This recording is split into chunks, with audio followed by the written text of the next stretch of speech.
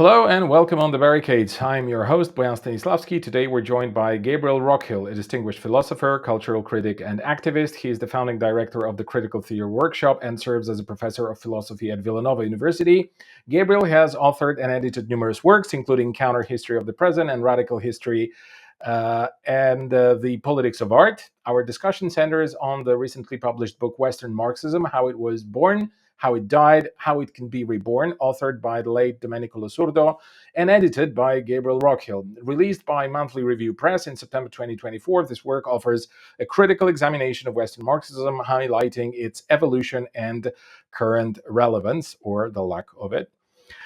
Joining us is also Arto Artinian, a Bulgarian-American philosopher and a political commentator and a longtime friend of our show. Given the prevailing misconceptions within the left, or straight up ignorance, especially concerning Western Marxism's dominance in Europe, including the former Eastern Bloc. This discussion is both timely and essential. Losurdo's analysis provides a comprehensive dissection of Western Marxism trajectory, making it a crucial study for understanding contemporary leftist thought, or the lack of it.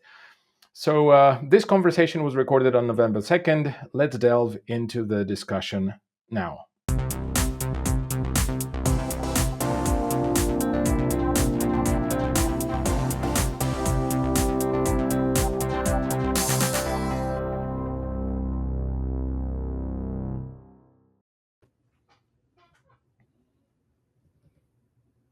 All right, so hello, Arto, and hello, Gabriel. It's great to be with you here today. We're going to talk mostly about this book here, Western Marxism, How It Was Born, How It Died, How It Can Be Reborn by Domenico Losurdo, which you, Gabriel, edited. And you also wrote the introduction to that book. Co-wrote, sorry. Yeah. And we're also going to, we are going to cover a broad range of topics, but based on the contents of this book. So let's start with some contextual relevance. So the release timing of this book, I feel, is rather significant, provided the current ideological disaster, I think one could say, on the left, especially in the collective West. So let's start with some explanation. What broader conversations or maybe shifts in the Western thought, in Western activism, do you think this book is responding to, and why is Losurdo's critique especially relevant now? Well, I think it's extremely important because the position that he takes is really a critique of the fundamental orientation of the Western left intelligentsia. And, he wrote this book towards the end of his life. He died in 2018, if I'm not mistaken. And so it was just a few years prior to that. And on our end, it took a few years to get the translation out, and there were some complications with it that I'd be happy to talk about if you like. But its timing couldn't be better, because in many ways, the way I see contemporary geopolitics is that there's a sharpening of global contradictions. Imperialism is in a clear phase of decline, but that doesn't mean that it's collapsing or disappearing tomorrow. It means that it's lashing about and trying to regenerate itself in any way that it can, while you have the rise of a multipolar world led in particular by China. And that intensification of global class struggle, or geopolitical contradiction, if you will, also then is mirrored in certain ways by the ideological force field, if you will. And so what you see in the Western left intelligentsia, in my opinion, is increasingly those who are members of the kind of Western left, in the sense that Losurdo understands it, circling the wagons and supporting NATO, the EU, imperialist interventions, some even taking highly questionable positions regarding what's going on in West Asia, more or less blaming what Israel is doing on Hamas and taking the kind of standard propaganda line that's pumped out by the Western imperialist culture industries. At the same time, you have, though, a number of primarily younger people, but then also those of my generation and older, who never really gave up on the socialist project. And so there's a clear kind of polarization that is emerging, not only within the intelligentsia, but of course, most importantly, within the broader activist world between those who understand that the fundamental contradiction of geopolitics and today is that generated by imperialism and the struggle against imperialism. And that camp of kind of anti-imperialist Marxists or anti-imperialist progressives in general is then juxtaposed to those who self-describe as anti-imperialists, meaning that they're explicitly against anti-imperialism. I'm thinking in particular of an article published recently by William I. Robinson, a self-declared Marxist who is saying that it is unacceptable to take positions against imperialism because, and then he goes into a lot of complicated, attempts to describe how imperialism doesn't really operate today in the world like it did before, and that there's a transnational capitalist class, and basically muddying the waters so that people can't see the fundamental dividing lines between the imperialists and the pro-imperialists. And so these anti-imperialists ultimately accommodate imperialism. And so to bring all of those threads together, I see a sharpening of the contradictions in class struggle in theory as mirroring to some extent, and nonetheless they function semi-autonomously, this broader contradiction between the imperialist global forces on the one hand, led by the United States and their junior partners, and then the multipolar alternative, but led very specifically by a self-declared socialist country like China. Okay, well, Arto, before I let you ask the next question, I just want to point out that honestly, this is very disappointing to see many Marxist, socialist, whatever, however they want to describe themselves, groups all around the West. Some of them I used to be a part of long ago, who are taking a position which is straight up pro-imperialist, and that's very strange, like without a blink of an eye. They're just supporting all of the atrocities and which are just occurring precisely in the name of like strengthening American hegemony or the imperialist policies or imperialism as a system. So that's indeed very sad. And I hope we are going to be able to talk about the arguments that are laid out here that can be used, because this is very important to have a practical tool to confront these absolutely insane positions that are offered to some of the people who are just beginning their adventure, so to say, politically speaking, with the left, especially in Western Europe. And I think it's a very challenging task, by the way. But right, so this is just my brief observation. Arto, you go.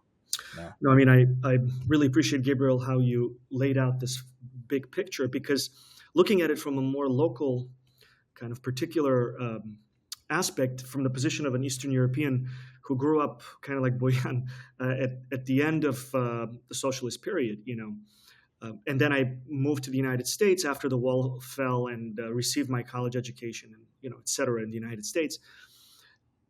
Only recently, I mean, maybe in the last 10 years, and partially to your work as well, I started reading your articles about kind of this, critiquing the Western academic stardom and its political underpinnings. I mean, that really opened my eyes, like philosophical salon articles and et cetera, made me think about my own trajectory. And what I realize more clearly now than before, and this is like a brief comment, and then I want to throw it back at you in terms of why Losurdo, why now? And I'm pretty confident it's a very deliberate, strategic kind of decision, striking at the heart of the theory industry, as it were, in academia, and the consignment of revolutionary social thought into the academia as a political strategy and part of the liberal elites, if you will, or whatnot. But I'm still struck by how, and I guess this is part of the imperialist and colonizing moment of Western politics itself, to which Western Marxism has been appended to as a functional kind of practice. I'm appalled at how little is known about Eastern, to use that word that Losurdo uses, Eastern Marxisms in the West, and how it is generally, in my experience, treated as inferior kind of secondary or tertiary development of Marxist thought. So just one example, or maybe two, when I was a graduate student in New York, I had a famous Western Marxist who was one of my professors, Marshall Berman, and I took a class entitled Marxism with him. And we were reading Lenin's Reader. There's, as you know, I think it's edited by Tucker. There's an anthology in English called the Lenin Reader, or the Lenin Anthology. And Berman said, it is not an accident that the Lenin Anthology is maroon in color and the Marx Engels Reader is red in color. And I was like, what do you mean? And he said, well, there's very little of significance in terms of contributions to Marxist thought that came out of Eastern Europe and the socialist states there after Lenin, and even Lenin is a caveat. And that's why the color maroon indicates, he said, that this is like flawed Marxism. This is not really socialist theory. This is sort of like using socialist theory to justify authoritarian politics. This was sort of like the just. And I kind of played with this idea and I followed it through, and I see it everywhere. I see it everywhere to the extent that if you go to Eastern Europe, or at least in Bulgaria today, the vast majority of, as you said, progressives or Marxist or socialist thinkers of any stature have internalized this notion of inferiority, the sort of this self-colonized notion that self-hating, I would say. Self-hate. Indeed, we are losers. We are sort of, we got it all wrong, and it took us to this horrific place. There was no horrific place. And my first kind of comment, which reading your introduction to Losurdo's book made me think about, was this is going to sound vulgar perhaps and dogmatic, but Western Marxism is a culture of political failure and impotence. And it's important to say that, and it's important to realize that without leaving aside its brilliant kernels that occur in here and there. But it's a political failure that was the result, the practical actual result of its main theoretical articulations. And this culture of failure, loser culture, if we want to term it that way, has now continued through its imperialist reach and its harnessing within imperialist networks of cultural and ideological propaganda influence.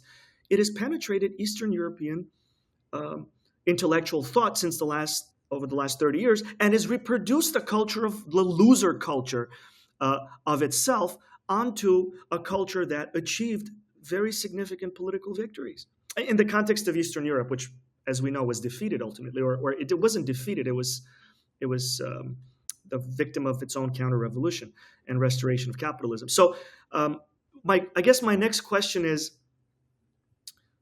how do you situate the political importance perhaps in more explicit detail of a series of works that have been translated by, I think, forces that you're involved in, right?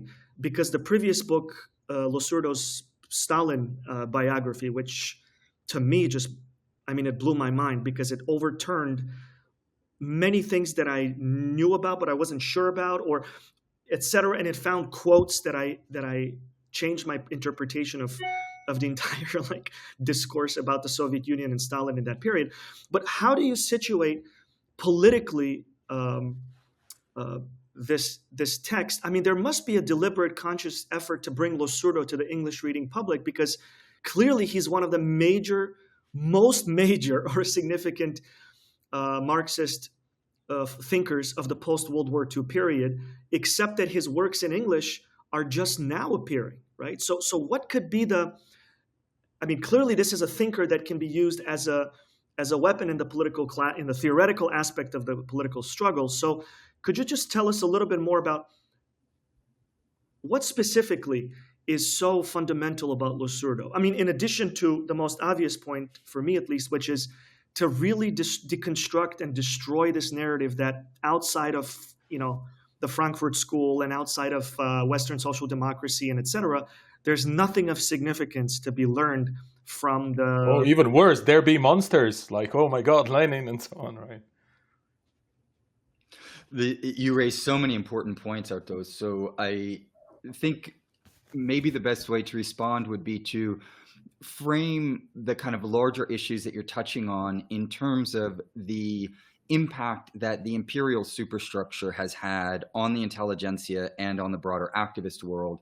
By imperial superstructure, I simply mean both the political legal system of the leading imperial states, but then also the kind of broad cultural apparatus. So the entire system of cultural production, distribution, and consumption that is dominant within the imperial countries, but is really led by the United States, right? Insofar as it became the leading imperialist power in the wake of World War II.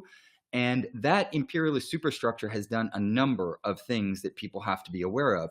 First and perhaps foremost is that it has pumped out endless academically laundered and journalistically laundered state propaganda about actually existing socialism, right? So some of the leading journalists, historians, and social scientists in the imperial core, who are the specialists who are constantly cited, people like Robert Conquest and others, regarding actually existing socialism in the East, and more specifically, Soviet Union and the Warsaw Pact countries. These are people who, as we now know from the archival record, worked hand in glove with the propaganda agencies of the leading imperialist states, meaning that what many people take as scholarship or journalism concerning the history of Eastern socialism is a direct consequence of imperial propaganda. One of the issues with that is that the overwhelming majority of the leading luminaries of the imperial theory industry is just one more outgrowth of this imperial superstructure. So these could be people like Horkheimer and Adorno from the Frankfurt School, all the way up to today, people like Zizek and Bediou and Hart and Negri and people like this, although Negri, of course, recently passed away. These are people who have more or less systematically consumed imperial propaganda and do not have the minimal critical tools necessary for analyzing what it is that they consume, so much that they simply repeat these horror narratives again and again. In other words, the Western left intelligentsia and Western Marxism itself is deeply infected by anti-communist propaganda that's directly produced by the imperial powers, meaning that they're not doing critical theory. They're not exercising basic media literacy skills in scrutinizing what it is that, the narratives that they're getting about actually existing socialism. This is important, though, as well, because part of the narrative of a lot of the Western left intelligentsia and Western Marxism more specifically is that the vanguard of intellectual history is to be found in the West, right? That the imperial core, since they've underdeveloped the overwhelming majority of the world in order to develop themselves and more specifically and principally line the pockets of the imperial ruling class, they position themselves as the vanguards of history. And there's a very widespread assumption that the most developed form of Marxism would be the Marxism of the West, because it has the most developed superstructure. And as you alluded to, through cultural imperialism, it has imposed this around the world, right? So if you're a Marxist in Eastern Europe, in South Africa, in Argentina, and you're not familiar with the work of Hart and Negri, I'm not as familiar with the Eastern Bloc. I lived for a while in Poland and have spent some time in the former Warsaw Pact countries. But correct me if I'm wrong about this. I'm partially assuming as well that the cultural imperialism that has impacted other parts of the world likely had similar impacts in Eastern Europe. Oh, especially in Poland. Especially in Poland. Yeah, that's not surprising. It seems very prevalent in Hungary to some extent as well, based on the time that I've spent there. But in any case, there is this idea that the vanguard of Marxism or of the West, of the intelligentsia, the progressive intelligentsia, is to be found in the imperial core, when in fact we might actually want to invert this, because the highest level of human intelligence isn't being able to understand something or write with sophisticated words or come up with a new concept or a new marketing strategy. It is to practically transform the world in a more egalitarian and sustainable manner. Who has done that? Not the Western Marxists, right? It's the Eastern Marxists. And by that, I don't mean simply geographically. I mean those who have been dedicated to transforming the world, not only interpreting it, who are at the highest level of human intelligence because they're exercising the practical intelligence of how it is that you break the chains of imperialism and build up socialism in order to alleviate the pain, suffering, exploitation, alienation of literally millions and millions of people. And so what we're faced with in the promotion of Western Marxism and Western left intelligentsia in general is a project of cultural imperialism that is trying to make secondary the practical contributions of those who have really changed the world and elevate and make as the vanguard of history those who have principally and primarily contributed supposedly innovations that are quintessentially theoretical through and through, which brings me to the final thing that I wanted to highlight regarding your comment, your very insightful comment and question, is that ultimately, a lot of the theoretical production on the part of the Western left is based on a culture of failure. And anyone from, Perry Anderson says this very explicitly, but then there are other authors who have written on Western Marxism who explain that, well, the Western Marxists are the ones who recognize that socialism doesn't work. And that at best, what we can have is a kind of message in a bottle where we write some, poetic phrases, and maybe someone in the future will discover something possible.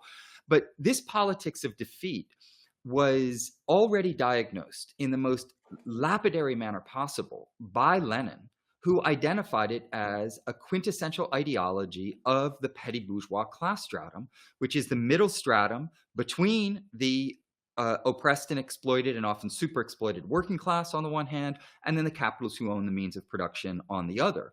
And this middle stratum, what it will often do and has done historically is, some of the middle stratum will just pitch to the capitalists, right? And these people, we know who they are. They're the managers. They're the Samuel Huntingtons and the Fukuyamas of the world. They have extremely lucrative careers because they're imperial intellectuals through and through, and they're quite explicit about it, right? So we're talking about the segment of the professional managerial class stratum and the intelligentsia more specifically that want to present themselves as being on the side of the people and supporting popular struggles. In doing so, what they do, though, is they posture as radicals by embracing symbolic gestures, representational reference points, using terminology like Marx, like communism, like socialism, like revolution, etc., putting on the covers of their books themselves, standing in front of burning cars and things like this. One could think of Zizek and others having done this. They posture as radicals, but they're radicals of a very specific sort. They're radicals who are part of the professional managerial class stratum in the imperial core, who profit very handsomely from their class standing in global class relations.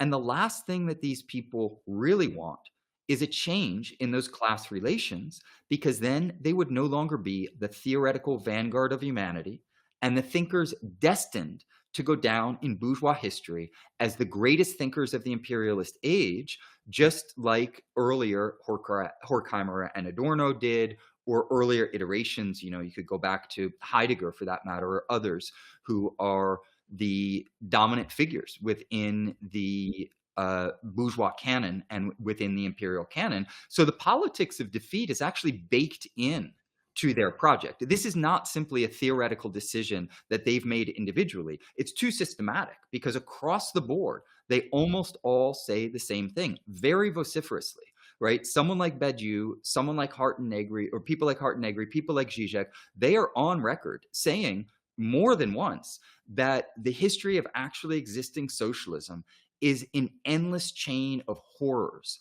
to be condemned in the most resolute and absolute terms. And that what they have to juxtapose to that is little more than either this politics of defeat or utopian gestures to something that come from above in a messianism, or from, spring forth fully formed from their own individual minds as a new concept that is, of course, completely disconnected from practice and from class struggle. And in that regard, then, we have really what are imperial gatekeepers who posture as Marxists. And that needs to be called out for what it is, particularly in a situation where nuclear apocalypse, environmental apocalypse are not things that are distant. They are things that are very, very present and absolutely real possibilities within our lifetimes. And so we have to give up on the posturing and the faux radicality and get clear on what it means to engage in class struggle in theory and to mobilize theory for the practical transformation of the world. And it's not the project of Western Marxism or the Western left intelligentsia. Right. So I want us to talk a little bit about this distinction, Western Marxism, Eastern, non-Western Marxism, because now I want to hear your take, of course, but let me just explain how I see things in terms of, materialist historical development. So I think that the breaking point was really 1903, if I remember correctly, when Lenin developed this idea of a party of a new type. And this is the moment when the Western left, to the extent that, it was distinct at the time, Western and Eastern, they said they kind of took took offense, like going like, what is this? Like, we have not agreed for anything like that to even exist. This is a cult, they said. This is the fanaticism, this is fundamentalism, this is something which is absolutely outside the scope of cultural and I would say, cultural, political, philosophical, if you like, notions that we accept within, the established Marxism. And by the time, established Marxism was pretty much rotting down, and I think the kind of moment that manifested it to its full extent was prior to World War One, with all the votings taken by the social democratic parties at the time to join the war efforts, the imperialist war efforts, and so on and so forth. So I think that this kind of was the moment when Marxism started getting de-Westernized, if you like. That Lenin decided that, no, you are wrong in your perception that only in developed capitalist countries, where there is this turbo capitalist development, which can only lead to socialism, as many of them believed at the time, is going to produce some kind of party, some kind of organization, some kind of consciousness, some kind of streams, trends in society that are going to lead to successful overthrow of capitalism, successful establishment of socialism. And by the way, let's just also throw in here that early Marxists, they thought that things are going to happen according to certain bourgeois methods and certain bourgeois methodology, maybe one should say. That is, the Marxist Party, the Communist Party, whatever it would be called, they would just simply go ahead and win elections and establish socialism. And it was then, at the beginning of the 20th century, when Lenin and, of course, other people that came after him have demonstrated practically that, no, it's not happening that way,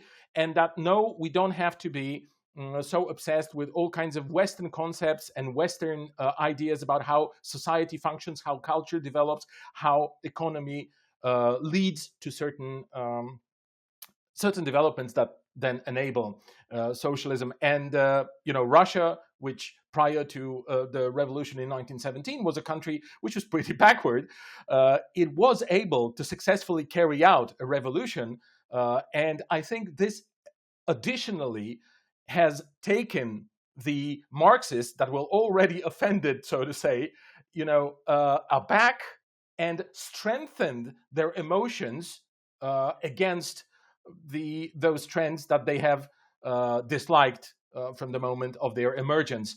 And I think that the Eastern Bloc, and then what happened in Southwest Asia, and throughout the African countries during the period of the existence of Soviet Union, I think this is basically the product of 1903, the party of the new type, and the divorce that was enforced on part of the Marxist movement by Lenin, by his theories, and thus this divorce led to certain successes.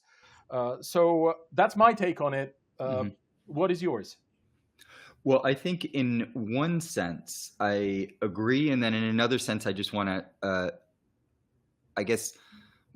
tease out another element that I think needs to be part of that overall narrative. But first and foremost, regarding the overall agreement, and this also is the position that Losurdo clearly takes in opening his book, Western Marxism, is that what Lenin and Leninism represented was a split within the socialist tradition, where the elements of the socialist tradition within the imperial core had suffered from social chauvinism.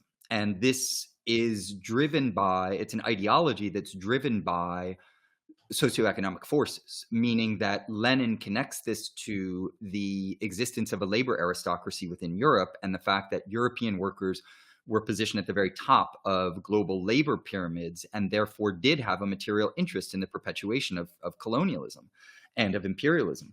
And in that regard, what he recognized was that the truly revolutionary potential of the working class, when it's approached from an internationalist perspective, is ultimately the working class of the global South, because they have the most desperate conditions. And that meant that as Lenin would go on to theorize, the class struggle in the age of imperialism has really played itself out as a struggle principally between nations.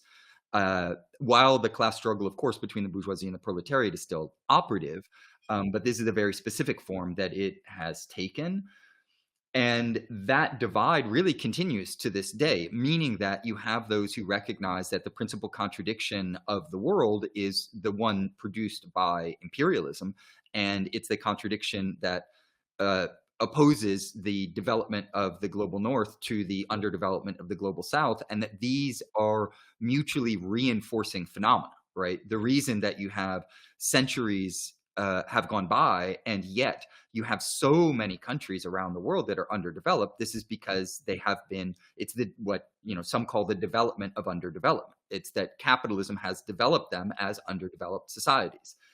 The only thing that I would want to then add to that is that what Lenin was doing in many ways is reconnecting the thread to Marx and Engels, in the precise sense that you have, particularly within the Marx and Engels from about 1850 and following, when it's true that Marx and Engels were, like everybody, Lenin included, they were people of their times. They were working within an extant material system of relations that made it such that they were not viewing the world from a God's eye point of view or intuiting the true nature of reality magically, but that what you see in both Marx and Engels is an evolution, particularly on the colonial question.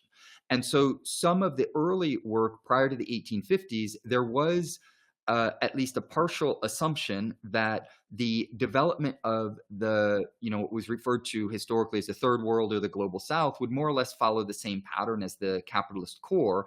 And so capitalist development within the imperial periphery was recognized to produce absolutely horrific atrocities, while at the same time leading to situations that could potentially eventually bring about socialism.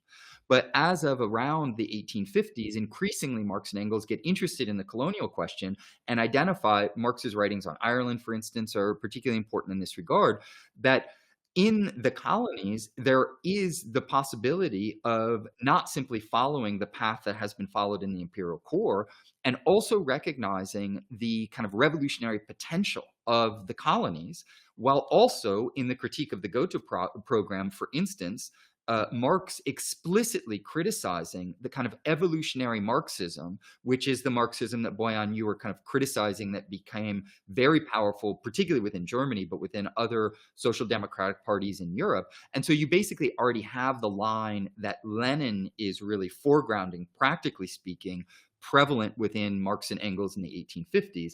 And so the overall orientation, though, is an orientation towards a practical struggle against imperialism that recognizes that to fight and win against imperialism, what you're going to have to do is break some of its chains.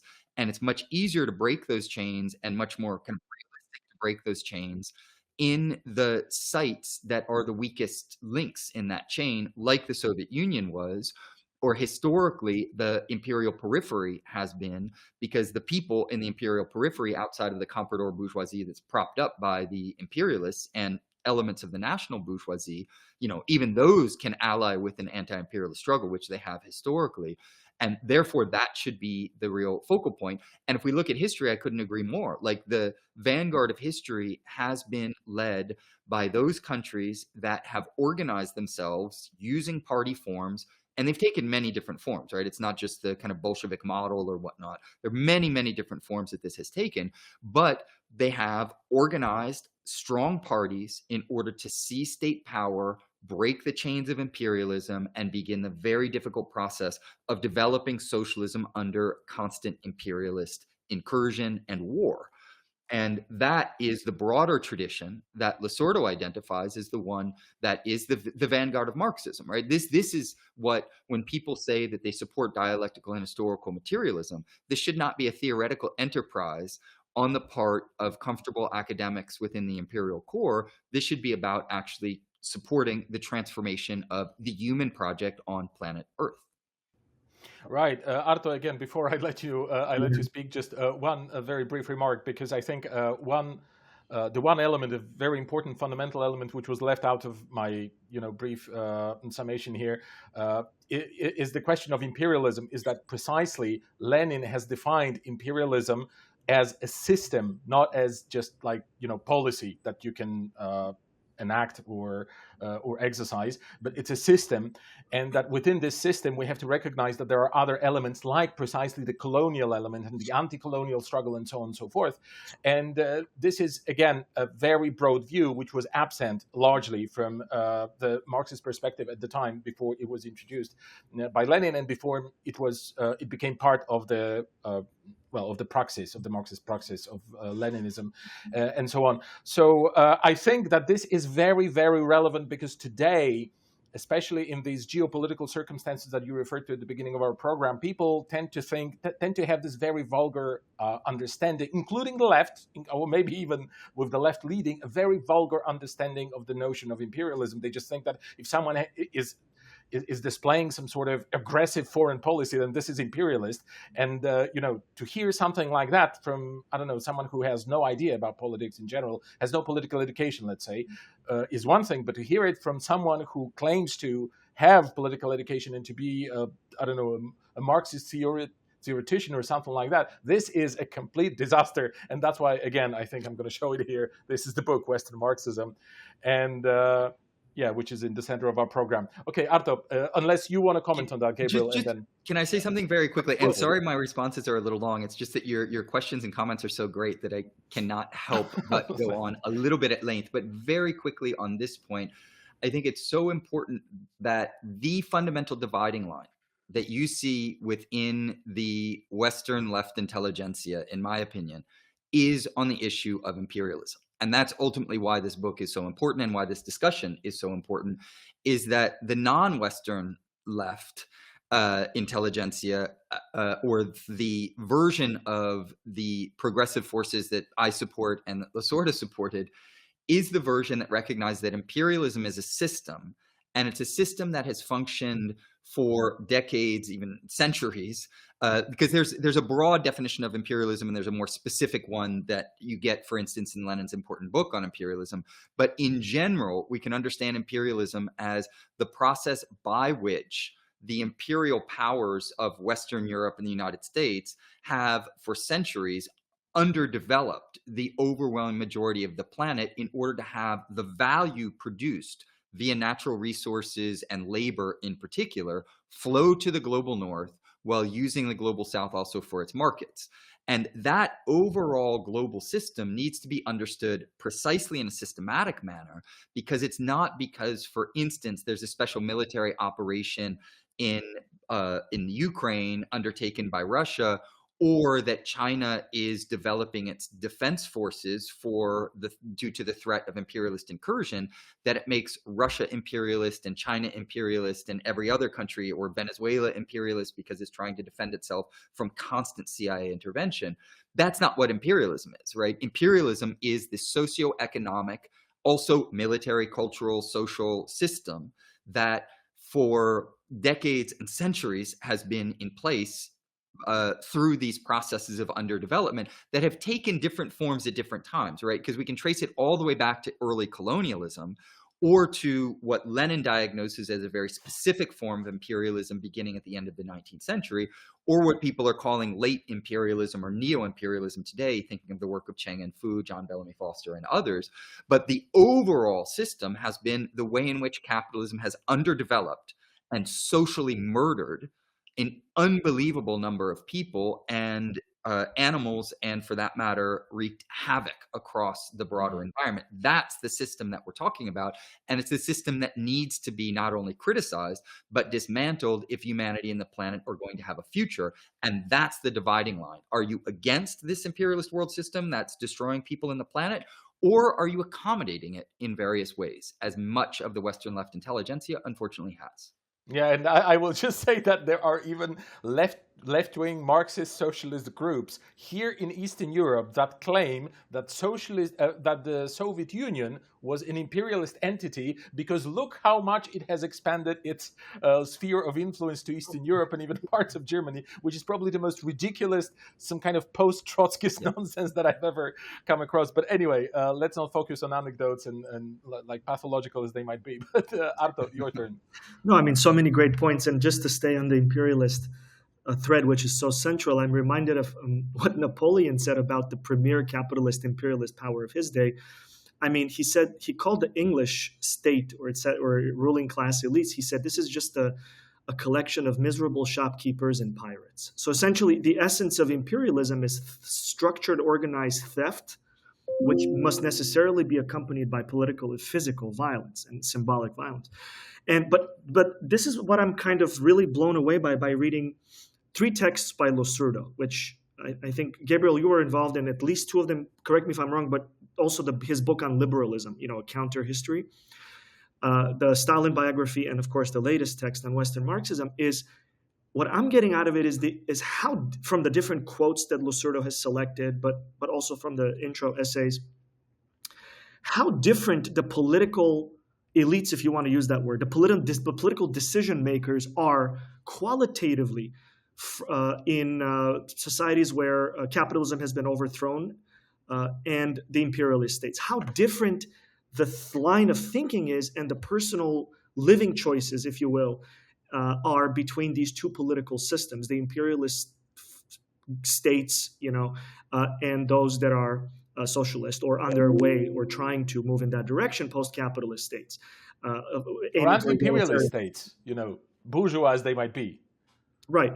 And it seems to me that at least Western Marxist intelligentsia doesn't understand this. Maybe the radical conservative intelligentsia, people like Heidegger, understood this better than the Western Marxists, is the different nature, the fundamental break, it seems to me, between Western bourgeois state like France or England or whatever, and the Soviet Union and modern day China, is that if we want to use the ruling political elites, if you want to use that word to stay within the Western Marxist or liberal vocabulary, the Soviet state was ruled by the Soviet Party, whose members did not own as their own private wealth any appropriated material wealth created by society. The same thing is true in China. I know there's a capitalist class that's permitted to exist in China, but they do not have ultimate political power. And at any time, they can be, how shall we say it politely, freed of their private wealth, if they overstep certain political red lines. So this is a fundamental line that I think most Western Marxists cannot understand, that you are in a position of power, but you do not have accompanying your position of power the accompanying amount of private wealth which underpinned the very definition of the capitalist class, right? Because the capitalist class, as we all know, rules through their political proxies in the various state legislatures and executive branches and courts. This is why we have allowed legal financial sponsorships of elections in any Western parliamentary democracy, right? It's legalized corruption, as they say, but it's more like it's the smart separation of actual executive political power from the actual political power, although that could overlap at times as well.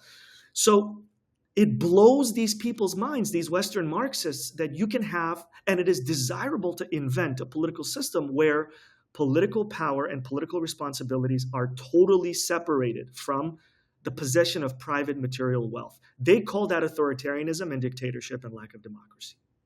And to this day, I can't understand how easy it is to see this. I can understand, but I can't understand why is it that they refuse to do that. And I think, Gabriel, what you were talking about is it's an ideological difference. They cannot leave their privileged position in the Western division of labor, in their comfort of their offices and the whatever grants they receive, because if they lived in a different political system where some forms of capitalist society, such as in highly industrial economy, would persist, but they would not have access to this private material wealth, which is the product of some kind of economic exploitation of somebody else. If that's not permitted, they are unwilling to wager support for actually existing socialist states. And if you say it that way, they get very offended because I've put it that way to them. And they say, well, this is a fanatical view of politics because you're saying we should aim to achieve political power simply to remake society. Yes, that's the whole point. The point is to change the world that we live in along lines that are more aligned with our own political hopes and views, rather than to maintain some type of financial so the constantly associating yourself and your position in the world to the dollar, to the financial, material, commodified, to the power to consume, cannot be separated in I think most of these figures in their intellectual movements, because a lot of people in the Western Marxists cannot understand why Lukács was willing to risk his life. You know, György Lukács, the great Hungarian revolutionary statesman and great philosopher, why was he willing to risk everything, including his life and his freedom in the 1920s, 30s, 40s, in order to maintain fidelity to his politics, right? Because he came from a very wealthy bourgeois family, and in the process of his self-chosen political activities, he not only donated his inheritance to the political movement that he was part of, but he also shifted his circumstances of living away from the comfort of his millionaire family and etc. That's a very difficult thing to understand. And just to conclude my comment, because you made me think about this also, Gabriel, in terms of the constant assault that's part of this ideological attack against all things that are anti-capitalist, anti-imperialist, or socialist in a sense. Two examples. The first one is, you know, there are great writers. A lot of the history of the Soviet Union, intellectual history, and Eastern European intellectual history is unexcavated in the West and also partially unexcavated in the East. So the part that is excavated, so for example, there's a great writer by the name of Andrei Platonov, who was translated into English. He was a Soviet-Russian writer, active in this early Soviet period. He died in 1951, I believe. But anyways, he's recast in English as a dissident almost. They don't use necessarily that word, but he's an anti-Stalinist, he's an anti-Soviet. He was critical of what the Soviet project had become by the 1930s and 40s. But when you actually read his books and when you actually read his wartime correspondences, because he volunteered to be a wartime reporter during World War II, even though he was in his late 40s and early 50s, those books are not emphasized in Western literary reviews. You understand that this was a person who was totally committed to the socialist transformation of Soviet society without any qualifications. And of course, that doesn't mean that he's not critically thinking about some of the things that could be done better or are horribly wrong. And what is more natural than identifying things that are not going well and speaking about them? But he's constantly recast the New York Times, the book literary review, you know, New York literary books, all the great tragic figures. Same thing with Shostakovich. You know, he wrote the Leningrad Symphony, but he's an anti-Soviet composer, right? And recently I learned that Capital has been retranslated into English. I just started reading it, and I'm not a scholastic kind of scholar of Marxist Capital and etc. because I don't read German. But the introduction was written by a smart, liberal academic. Why? Right? What is the political? So there's a recasting even of canonical anti-imperialist socialist works, Capital Volume 1, gradually, gently into the orbit of liberal texts via introductions and etc. So I guess that's what I wanted to say. I think there's a fundamental misunderstanding or inability to understand what does it mean to engage in revolutionary socialist, post-capitalist, anti-imperialist transformation. It means severing the link between material, privately owned wealth and the holding of political power. And I think that difference itself blows the minds of a lot of Western Marxist academics who see that as some kind of a deviation, whereas that's central.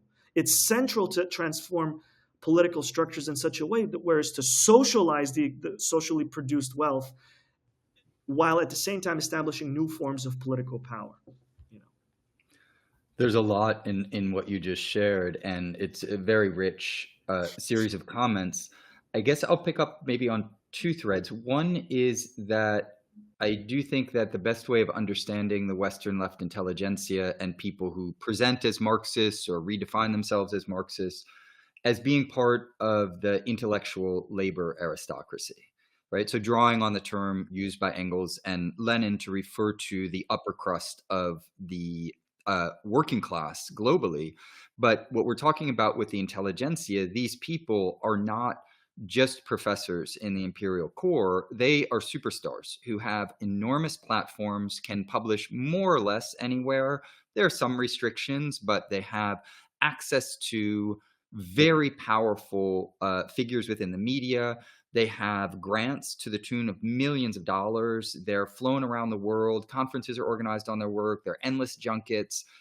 They're extremely well compensated for the work that they're doing. So a fundamental question that needs to be asked by anyone, including those who've never read anything by any of these figures, is, would an empire shower so much wealth and praise on intellectuals who were intent on overthrowing or dismantling empire?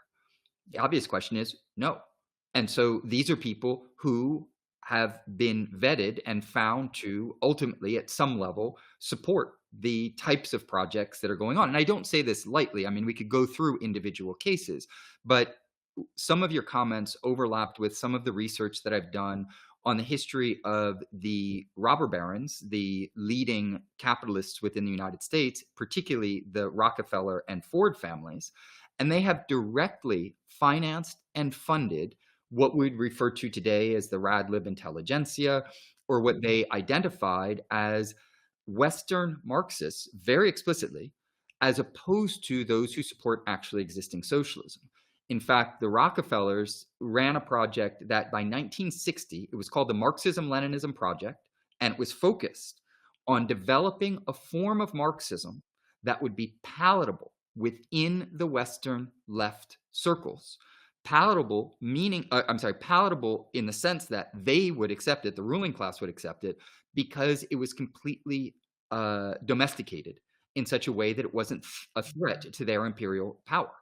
And in doing that, they supported a broad network of institutions, of scholarship, of publications. They were also involved in editing books, to echo what you just said about the recent translation of Marx. Not that, this has a direct connection to the Rockefellers as far as I know, but it follows in the exact same fundamental tradition. And that is that since Marxism can't be defeated, and it can't be defeated because it is the clearest theoretical framework for elucidating global class struggle and building power for the working masses and for hopefully saving the planet. That means that the capitalist ruling class is forced to make class concessions. And the fundamental concession is, well, we can't just abolish this stuff, although there have been attempts to do that as well. But in those cases, since we can't eradicate it entirely, let's domesticate it and prop up an imperial version of it that serves our interests. And that's precisely what they've done, and that's what we have suffered from, or the consequences of that. But I'd like to get to the second major point that you raised, and that is the inability of many on the Western left to the inability to understand what it means to build socialism in a imperialist world. Because what you're dealing with are countries that have been subjected usually to centuries of underdevelopment. And that's not just economic underdevelopment. It's cultural underdevelopment, intellectual underdevelopment. You're dealing with, in many cases, societies that have very low life expectancy, very, very low literacy rates. These are systematically underdeveloped countries. In order to defend themselves against imperialism, they have to consolidate a state and then immediately fend off the strongest imperial armies in the history of the world. How are you going to do that? It's basically, it looks impossible. It's as impossible as when the Haitians defeated 3 of the leading imperialist powers in order to seize power within Haiti and establish a republic that wasn't just subjected to the imperialist dictates. Moreover, you have to do this without engaging in colonialism, which is the principal mechanism by which the capitalist system has developed itself, and trying to, as much as possible, minimize the worst forms of exploitation that characterize capitalism. So it's an almost impossible project.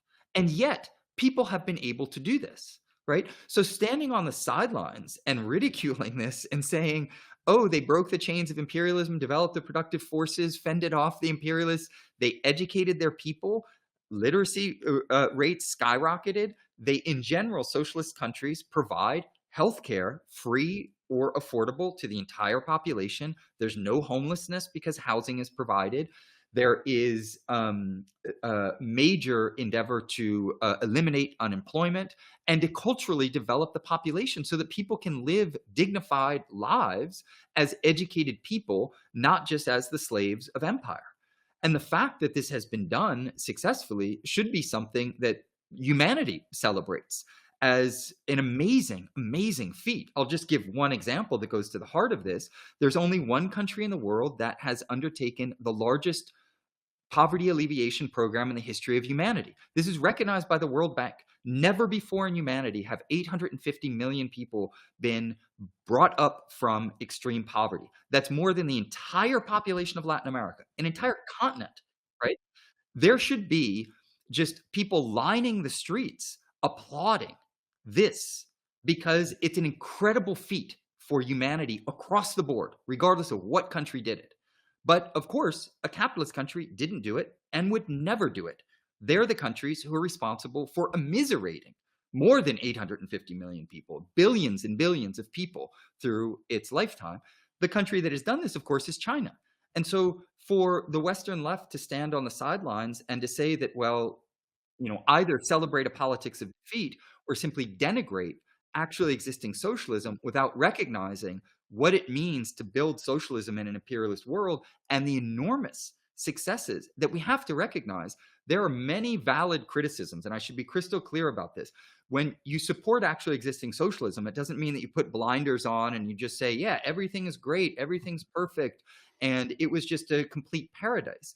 No, you recognize that people are trying to do something under the worst possible conditions, and that they're people who are doing it, and usually people who have been themselves historically subjected to capitalist social relations, have inherited the history of capitalist racism, misogyny, queerphobia, many, many other things.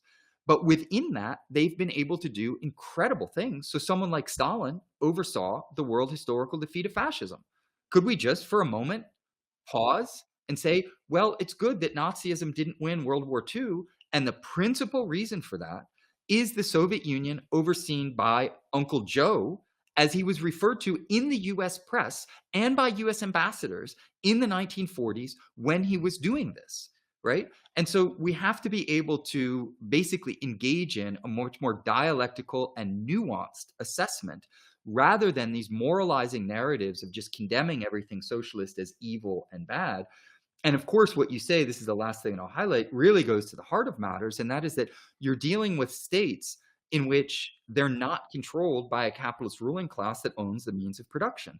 In fact, one of the very first things, if I'm not mistaken, it might have taken a year. I'm not sure exactly when this happened in the Cuban Revolution, but Fidel Castro took the lands and the property owned by his own father and redistributed them to the people, right? This is the person that we're calling a heinous authoritarian who should be killed by imperialist powers, the person who expropriated the lands from his own family in order to redistribute them to, I don't know in this particular case, but in general, they were landless peasants who were getting land and getting an education through the literacy program in Cuba and many, many other things. So we need a much more nuanced political and dialectical assessment of actually existing socialism, not the grandiose, high horse moralizing that condemns anything that what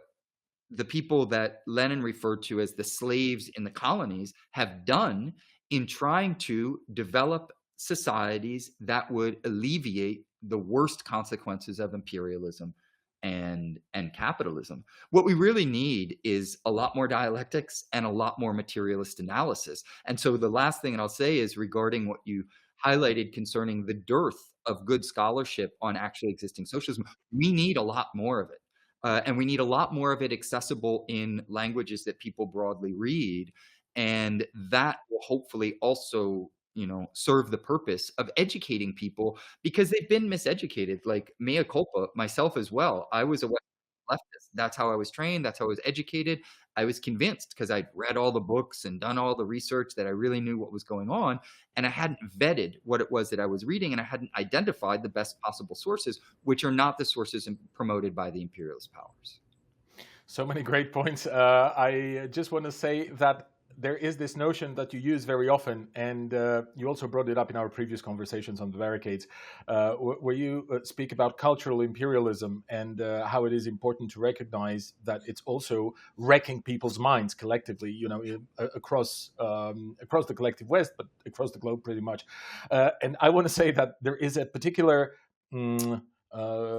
sort of this cultural imperialism, which I've given a working title, cognitive imperialism, because it's really sometimes difficult to speak to people who are educated and really smart on many issues, and you bring up precisely those points that you are making. Look at the Soviet Union, look at the Polish People's Republic, look at Bulgaria's People's Republic of Bulgaria, look at the very technical, material, social achievements that we have created in those areas within 45 years, transforming those societies into something modern, industrialized, educated, and so on and so forth, right?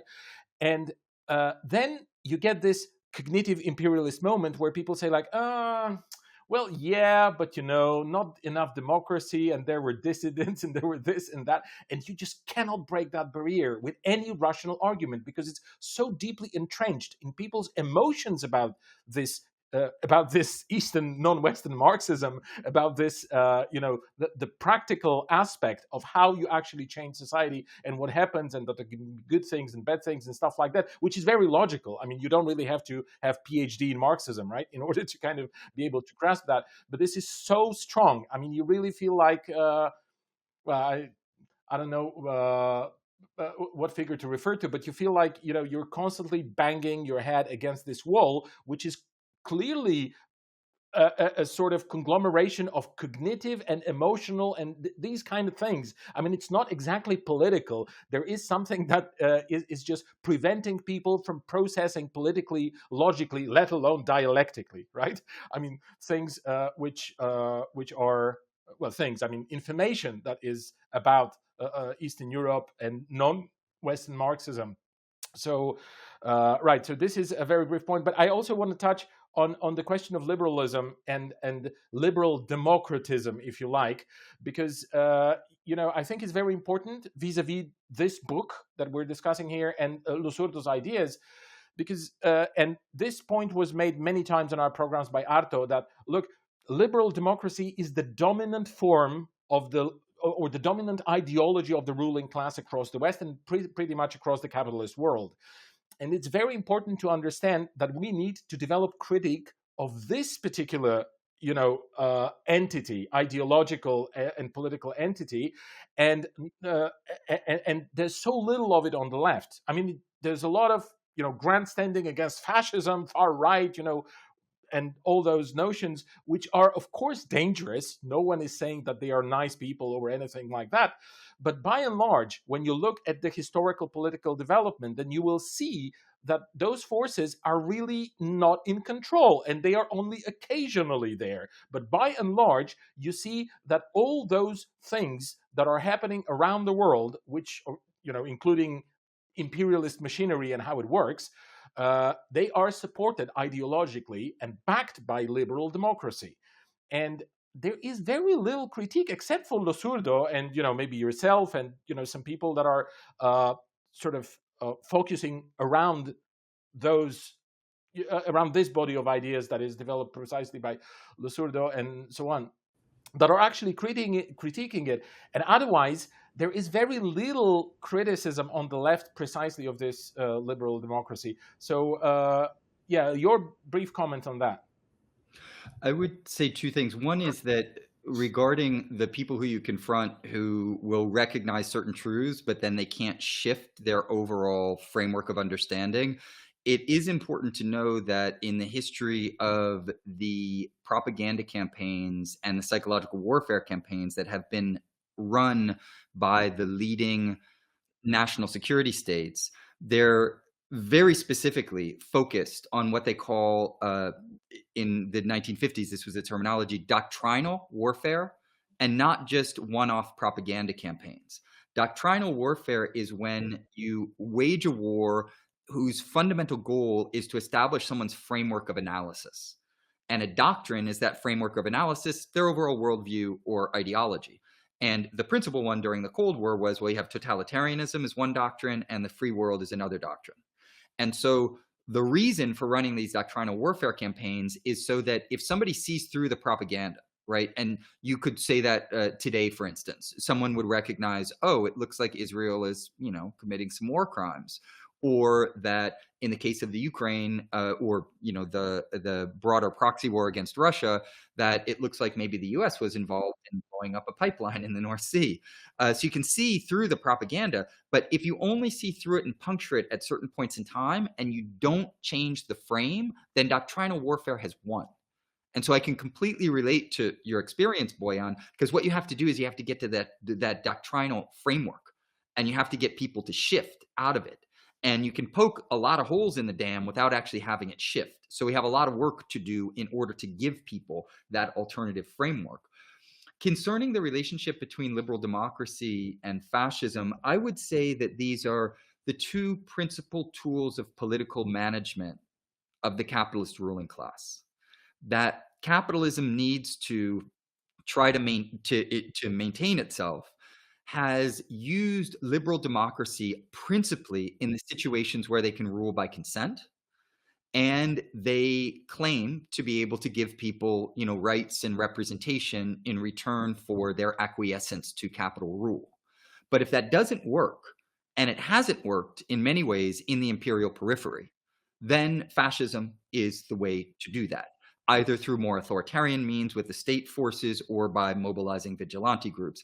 And so the liberal democracies that are generally operative within the imperial core countries needs always to be put in relationship to all of the proxies and client states that they run around the world in order to have value driven upward toward the imperial core.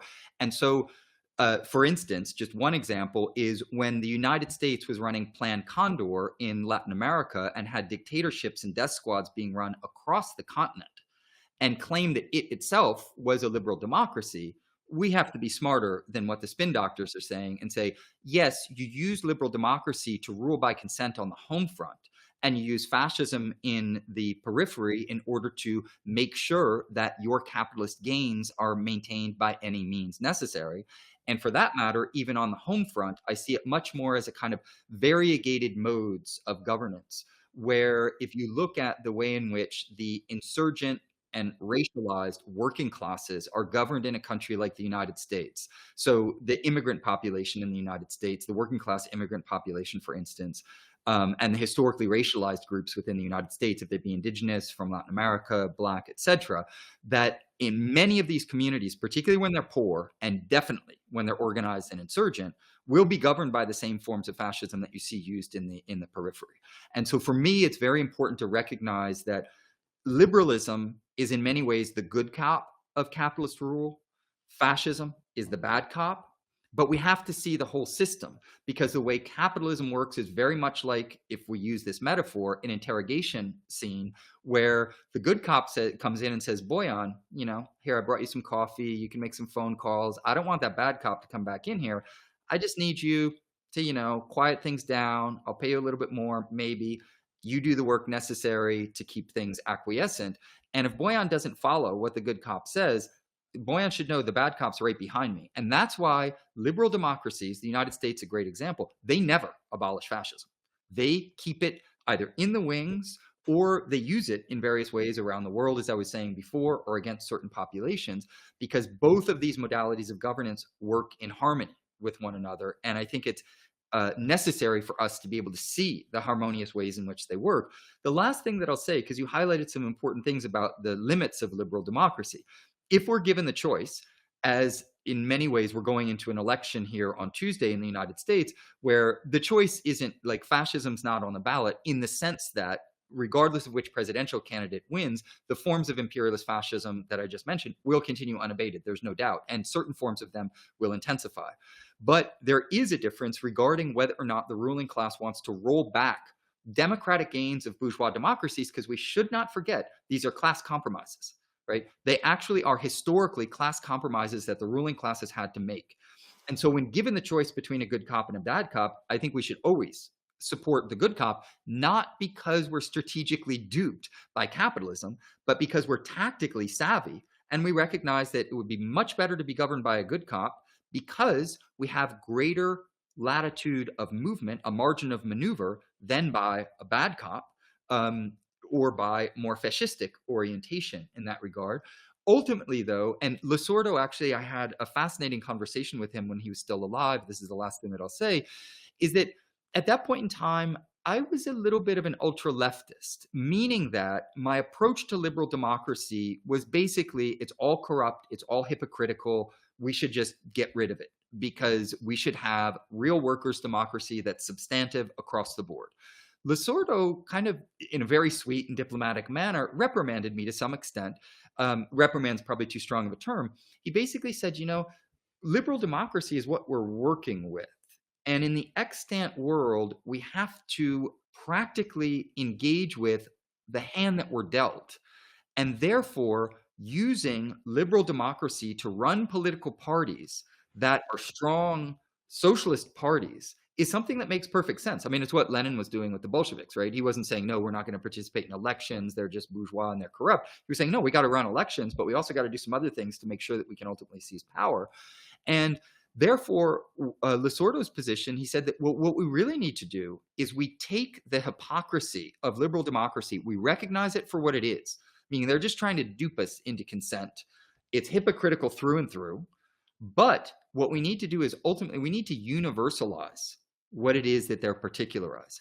So when they say all people are created free and equal, we protect all people's rights, everybody has the right to free speech, free press, etc., we need to say yes, but we need to do that substantively, not just formally and in this kind of superficial manner, but to do that substantively. Ultimately, what we need to do is move in the direction of a system where the form of liberal democracy that we have isn't the best democracy that the bourgeoisie can buy. It's actually a democracy that's in the hands of the people. And so in that regard, I think it's much more tactically savvy to say, yes, liberal democracy is corrupt, it's hypocritical, it's a problem, but anything that we can use within liberal democracy to advance our agenda, we should do, because the goal is to practically struggle and win. It's not to be kind of morally pure or principled in such a way that you reject things that tactically might actually serve your interests in various ways. So, Boyan, I don't know if I fleshed this out. Right. Well I think it's very important, very interesting what you just said. Although it kind of inspires me to for another conversation that we should have with you about liberalism and about how it practically functions. Because I think that by and large, I guess you can apply everything you said practically in terms of political activism or political party life, throughout Western Europe, or maybe throughout the collective West, as the notion became popular recently. But for example, in Eastern Europe, I would say, and Arto, perhaps you want to speak to that for a while, and then, but really shortly, because afterwards I want to have Gabriel comment very briefly on the critical theory workshop, Summer School 2025, before we wrap everything up. But what is important I think, what is an important point for debate or for discussion would be the way bourgeois democracy, or like liberal democracy, to be more specific, has contributed to the huge civilizational downgrade that we have observed throughout Eastern Europe, with some exceptions. Maybe Poland and Czech Republic are not so downgraded. But by and large, otherwise, throughout Eastern Europe, I would say that, and I have arguments for it, which obviously I cannot, we don't have time to discuss right now. Liberal democracy has brought a lot of suffering, social disintegration, and is a system which has been implemented in our area, but has never been internalized by the majority of the society, regardless of which class whomever belongs to. And, we've recently had, what was it, the 7th round of early parliamentary elections in Bulgaria over the past 3 years, and maybe 3 years and a couple of months. And you can see clearly how people are not involved because they know that this is a circus. Wherever they vote, whomever they vote for, nothing is going to change for them. And I salute the people of Bulgaria for not voting, because this is the only rational choice that you can make. The bourgeois class, or the ruling class, I mean, to the extent that they can even be called bourgeois by Western standards, but the ruling class is not interested in improving anything there, because the only way that they can really exist is not by any kind of democratic standards, not by any kind of class collaborationism, or by some kind of class consensuses that can be struck, but because through this completely dysfunctional system, they are able to continue plundering the entire economy and the capacity of the state and the society that has been built between 1944 and 1989. And it's a miracle that so much has been built that now, almost 40 years on, there is still so much to be stolen. So I think that the ideology which is behind liberal democracy is also something that in certain historical and social and cultural and political circumstances can be contributing to actually downgrading everything, rather than keeping at least some kind of standard. By which I'm not saying fascism is better. I'm not trying to defend any kind of far right ideology and so on and so forth. And it's also important to see that in Eastern Europe and in parts of Western Europe as well, those forces that are deemed as far right, they're going to eat up democracy and they're going to put us all in concentration camps, which some of those forces, they have much better position and much better understanding on the question in terms of questions like the imperialist element in the Ukraine-Russia war, or what's happening in the Middle East, and so on and so forth. So I agree in general with everything that you said, theoretically speaking, but when it comes to the practical implementation of it, it's very, very difficult. And especially in Eastern Europe, in most countries, when you talk to people about democracy, they don't even want to listen to you, because they associate democracy with something nefarious, something that is bringing misery and poverty and all kinds of, as I said, civilizational downgrade is, I think, the kind of term that encapsulates all of it. So I really want to speak to you again, and hopefully you will accept our invitation again to discuss precisely about that. And so, Gabriel, if you want to say a few words, and then Arto, you, and we're going to go to the critical theory workshop.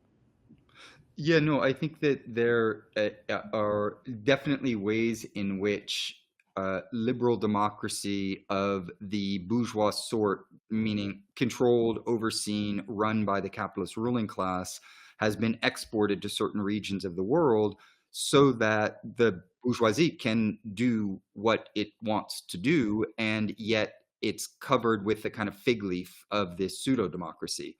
There's no doubt, I think, about that in the case of Eastern Europe that you were pointing to, but also many, many other cases.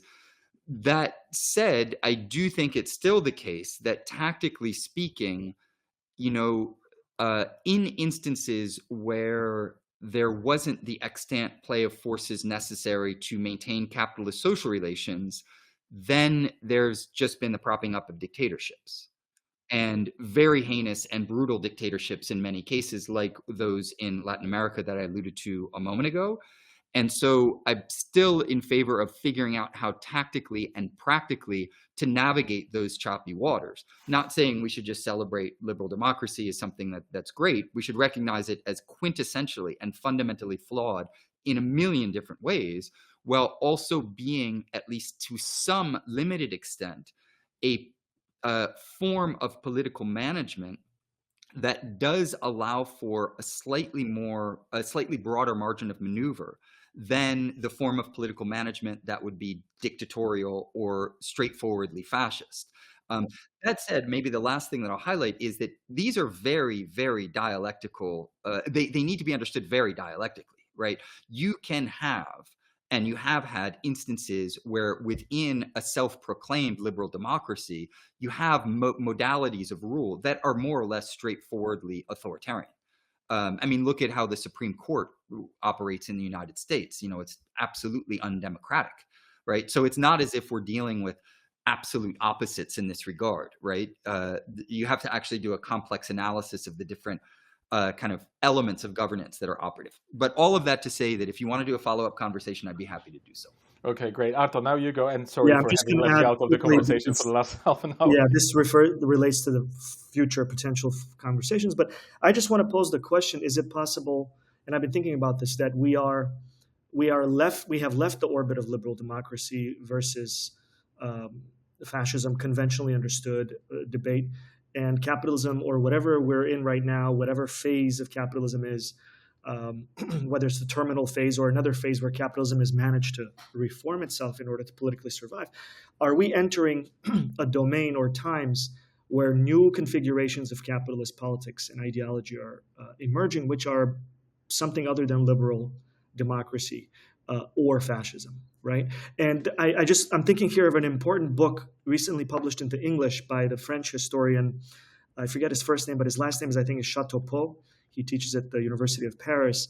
And it was translated in English as Free to Obey, where he traces how, after World War II, the intellectual elite of Nazi Germany, senior SS general officers and et cetera, who were previously professors of law and jurisprudence in elite German universities, were given the task of inventing a new form of political management of the soon captive large populations in the East, right, of the new colonies of the German Reich. And they survived the war, and not only did they survive, but they were perfectly well integrated into the post-World War II Western European order. And Chateaupeau shows how they essentially created the most elite business schools and were responsible for training the elite of West German and French corporate executives from 1945 until today, infusing them with ideas that are today called neoliberal, like just-in-time production or decision-making, and et cetera. So as I understood it, he's basically making the point that there's a new political ideology, new political formation after World War II in Western Europe, which can be called some kind of a new fusion of hardcore kind of Nazi / fascist political ideology and economic thinking with liberal democratic ideas in economics and governance and et cetera. This thing has no name, although the name that is suggested is the European Union, is that formation.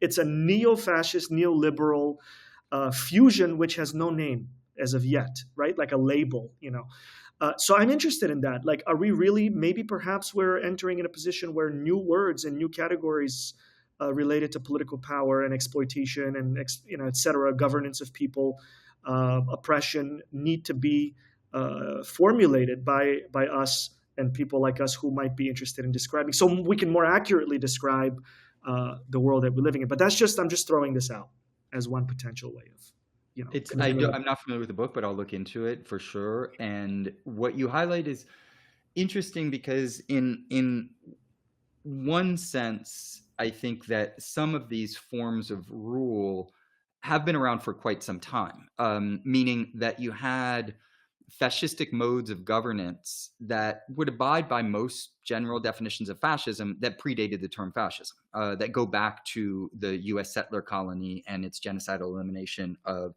the indigenous population through the use of militias that were then supported by and often paid by the government, right? Which is very much in line with a lot of what would later happen under fascism.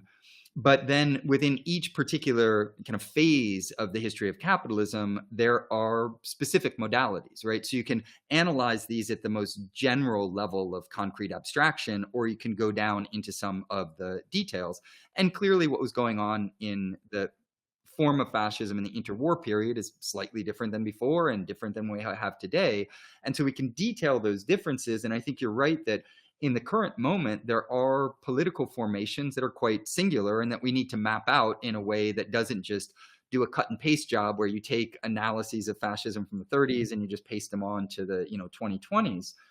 I do think that one aspect of this is that you see an increasing normalization of and spread of fascism across the imperial core, which is due to the fact that the crisis that is capitalism cannot overcome itself. And you had a triumphalist era of the kind of 90s, early 21st century of neoliberalism going on overdrive, dismantling socialism around the world, coming up with a kind of new model for the socioeconomic system of capitalism in the form of neoliberalism and its later developments, and that all of that has, part of that project hasn't played out the way it was exactly supposed to. And so you have a sharpening of these global contradictions that I was mentioning at the beginning of our conversation, and that much of that means that a form of fascism that is different than the forms that you had before is highly, highly prevalent within the imperial core and within the broader capitalist world. And it's also a kind of naturalization of fascism, where a lot of the fascism goes through electoral mechanisms and is integrated into and part of the system of bourgeois democracies. In many ways, I mean, you have this in the United States recently. You have many people, including top generals close to Donald Trump, speaking out very explicitly and saying the man's a fascist. And he's a fascist because he wants to roll back democracy. He has an established pattern of being anti-democratic, pro-authoritarian, and wanting to increase the kind of imperialist fascist wars that have been waged by the United States domestically on the working class population, and particularly the immigrant population, and also internationally in various ways. And so getting a very clear understanding of the specificities of the current permutations of fascistic modes of governance and liberal democratic modes of governance, or other terms that we might want to use, I think is very important. The other thing that I add to that broader equation is that the cultural apparatus that I was talking about earlier, so the entire system of cultural production, distribution, and consumption, is at a much more developed stage than it ever has been in human history. And the leading imperialist power, the United States, now has a cultural apparatus that is so powerful that it, 90% of what all US Americans see and hear is produced by 5 or 6 corporations, and so small boardrooms. And through cultural imperialism, this is projected everywhere around the world.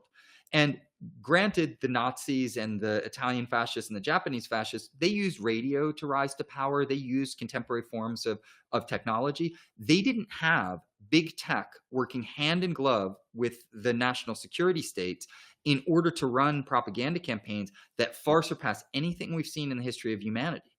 And that also has to be part of this equation, meaning that if we want to understand contemporary governance, we really have to map out and concretely understand how the imperial spectacle works, and how spectacle politics is absolutely essential to everything that's going on. And that includes doing a whole series of things that are, false flag attacks. I mentioned the Nord Stream pipeline. That's an obvious case of it. But the level of propaganda is beyond anything that we've seen. And the control, there's a kind of, another way of putting this is that there's a very clear manifestation of cultural fascism, which is a totalitarian control of the means of communication and the means of producing and disseminating news and information. And this is absolutely essential to the forms of rule that we see, and arguably has been intensified due to the live stream genocide, that now, I think we're going to see a lot more of an attempt to control in the most draconian manner possible the overall narrative, and an increase in cultural fascism and spectacle politics in order to try to control an imperialist world that is coming apart, arguably slowly, not as quickly as some of us would like, but part of it is coming apart at the seams, and they're having trouble keeping it together. Right. Again, both of you have made so many interesting points I'd like to speak to, but we're going to leave it to another conversation. And just before we wrap up, it'd be great if you could, share a bit about the Critical Theory Workshop 2025 Summer School. So can you give us a brief outline of the concept, structure, and the participants that you expect? And we'd love, of course, to promote it as part of this series on the Barricades.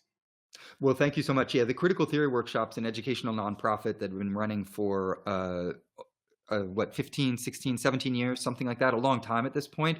And as a collective group, we're really interested in being able to foster the types of intellectual exchanges that aren't widely promoted within the Imperial Academy and allow us to have discussions like the one that we just had. And so the summer school this year, it's a hybrid summer school. It takes place in Paris, but we also do it online so that it's affordable and accessible to people around the world. We have a great lineup of speakers, and one of the things that we try to do is always make sure that we have people who are covering different disciplines, fields, geographic regions. So we have Radhika Desai, Zayed Al-Nabolsi, John Harfouche, Emmanuel Ness, Justin Poder, Eli Portea Pereiras, Helena Sheehan, Jennifer Ponce de Leon, myself. So we have a great lineup of international speakers. And it's not a kind of Western European bubble or American bubble, if you will. We always have participants in the workshop include faculty, students, activists, artists from around the world. Usually we have at least 5, if not 6 continents represented. And the goal is really to foster the type of collective scholarship that we need in order to develop, collective work that pushes the envelope and forces people to engage in sometimes difficult conversations, but conversations that are pushing in the direction of ultimately a more egalitarian and more sustainable world.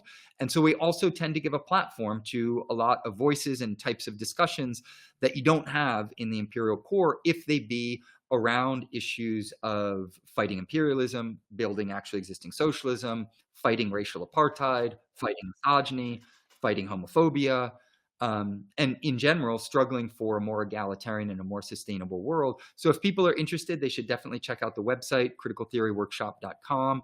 We're always keen on collaborating with people. We have a new publishing house. In fact, we just launched our series, and we have the first book that's out in our publishing house, and we're doing the launch this Saturday if people are interested. And there's lots of other activities. And so with your platform, Boyan and Arto, we'd love to collaborate in other ways, because ultimately a lot of the problems that we're diagnosing, these are not things that we can solve individually or through writing a brilliant book or a great article or having one wonderful conversation like this one. We have to do it collectively by building up infrastructure so that we can collaborate across the board, share resources, mutually educate one another, also support one another, and create a real community of radical scholarship, because that's what we've been deprived of. And so hopefully people will appreciate that work, get involved, get plugged in, and support it in various ways. Right. Thank you very much. Thanks to both of you for all the insights, opinion, comments, information. That's been a great, fantastic conversation, and I hope to see you again on the Barricades. Bye-bye. Absolutely. Absolutely. Keep up the great work, and I would love to come back and contribute in any way that I can. Thanks.